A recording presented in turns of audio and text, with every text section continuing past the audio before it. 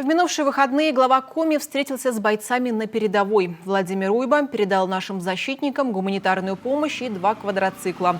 Это та самая техника, о которой просили сами военнослужащие. Один из квадроциклов для наших ребят приобрела компания «Воркута-Уголь». Деньги на второй собрали предприниматели Коми. В прошлый понедельник их отправили на передовую, а уже в субботу наши бойцы смогли опробовать их в деле.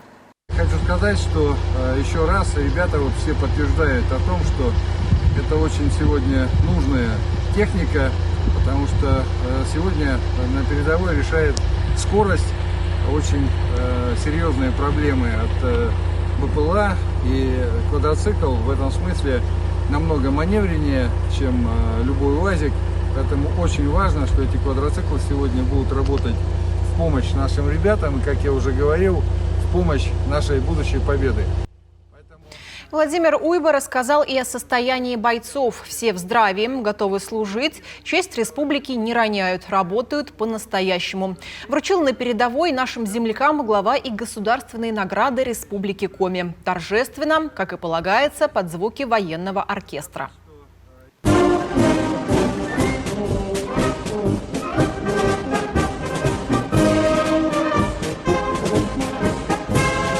Себя лично и от всего правительства, от всех жителей Республики Коми выражаю вам огромную благодарность за ваш тяжелый, но очень нужный воинский труд во имя нашей общей победы над неонацизмом. Я абсолютно уверен, что вы, как славные сыны России и малой родины Республики Коми, выполняете долг с честью, о чем ваше руководство и представило вас, ходатайствовало о вас, о награждении высокими государственными наградами Республики Коми. Носите эти награды с честью, вы их заслужили. Российской Федерации Республики Коми.